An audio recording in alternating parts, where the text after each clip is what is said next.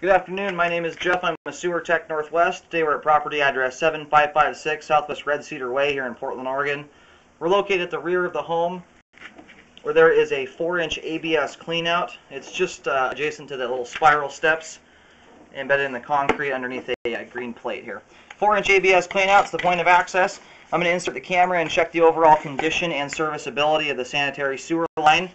I do not have water running, but it is an occupied home, so if there's any grade issues, like bellies, stuff like that, we'll see those no problem. But here we go.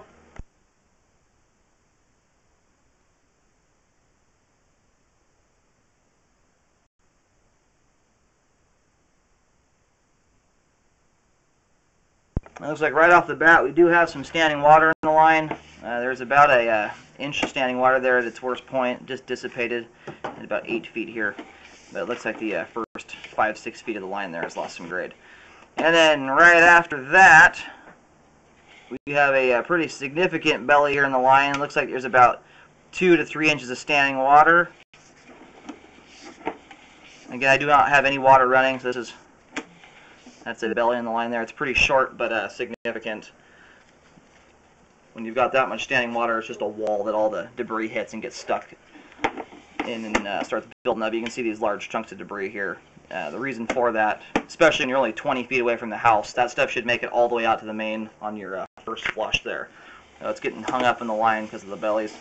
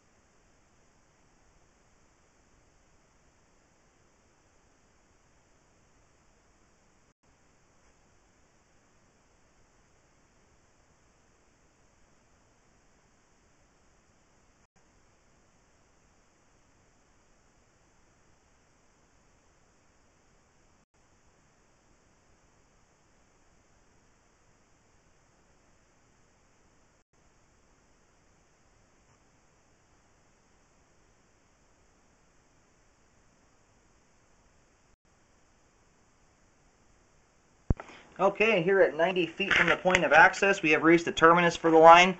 Line heads to the rear of the property, so likely this is terminating at an easement. I don't know that for sure if it's a true easement. It's worth checking records just to see what the homeowner is responsible for, as easements are kind of a shared responsibility for whoever is hooking up to it.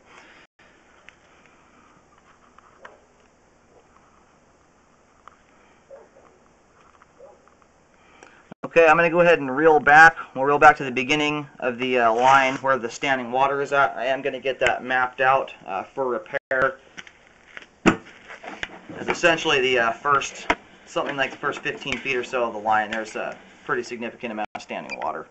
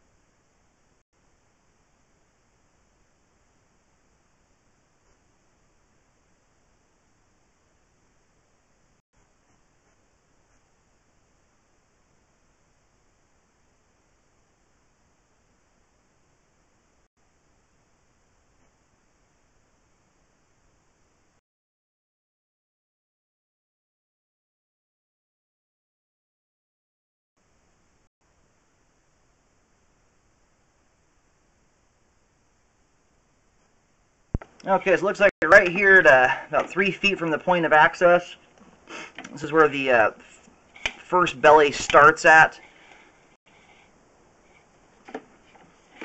So I'm going to mark either end of the belly with green paint. I'm actually going to push out here a little bit and see how much separation there is between the two sections of standing water. So that one dissipates there at about 8 feet. So that's about a 5-foot belly in the line. And then the second belly goes from about 11 feet here and dissipates at 15 feet.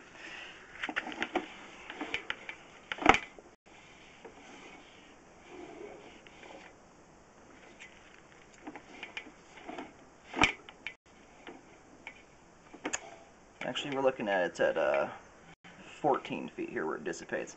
So I'm going to mark here with a green X, and then I'll reel back to the beginning of this particular belly and mark it with another green X.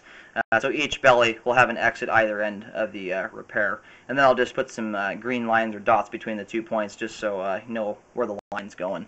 And I'll also mention the depths. So I'll have the depths written on the ground here as well. Okay, so I did locate here. I'm having kind of a difficult time locating as it looks like this section of pipe is underneath the water feature here in the backyard. I was able to put some paint. It's kind of, you'll see it painted on some of the leaves that are growing out right where the I'm trying to mark. So there's marking on top of the bushes there a little bit, and then underneath on the rocks. I'm not able to get an accurate depth as there's a ton of rocks and stuff built up over the top of it. So I do recommend the repair guys relocate when they do the repair so they can get an accurate depth and everything, as I don't know how far down the actual ground is because of the rocks that have built up over the top of it. I'm getting about 3 feet in depth, but that's kind of a shallow reading. But more than likely it's from the water feature, the amount of rock and everything, possibly water leaking out of the pond causing some erosion and things like that.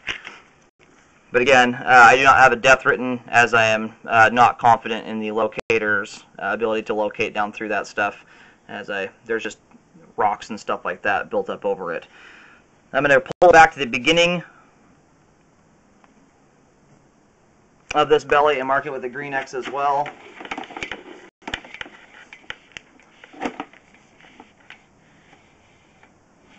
And that starts here at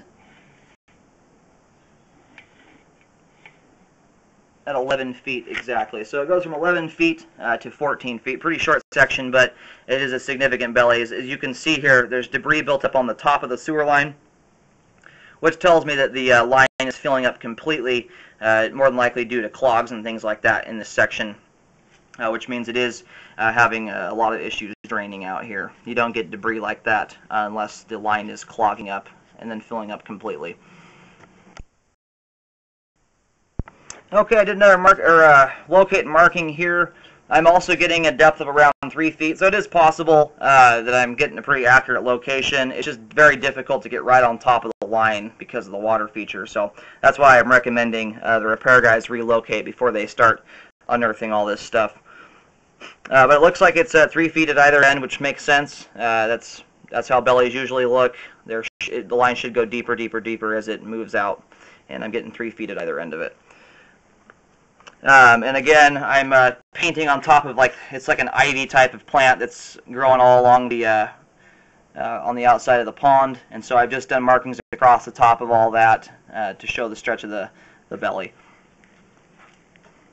I'm going to go ahead and reel back to the end of the other section of standing water here, which is right here. And this belly dissipates out at right about 8 feet here. I'm going to do another marking here. Okay, I've marked here with a green X right where the concrete pad meets the outside of the pond here in the backyard. It is under concrete here, unfortunately, so this entire belly will be under concrete and will require some concrete repair. And then the other end of it is underneath the pond. It's at 2 feet 5 inches deep here, and that is written down on the concrete pad. I'm going to go ahead and reel back to the beginning of the belly.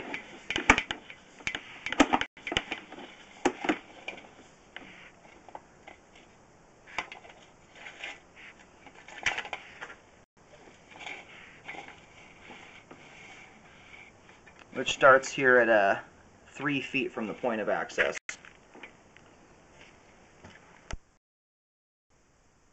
Alright, both repairs are now mapped out. Again, this belly starts just after the clean out, about 2.5, 3 feet away from it.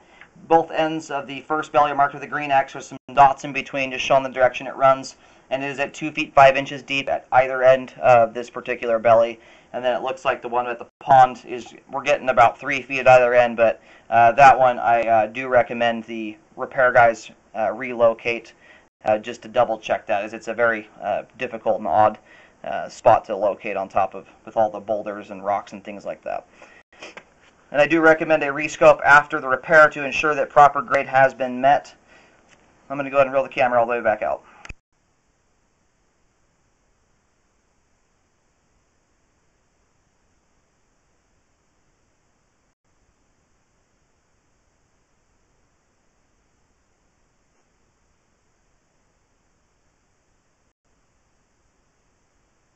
And this is close enough here, I'll try and put the camera on it so you have an idea of what this looks like.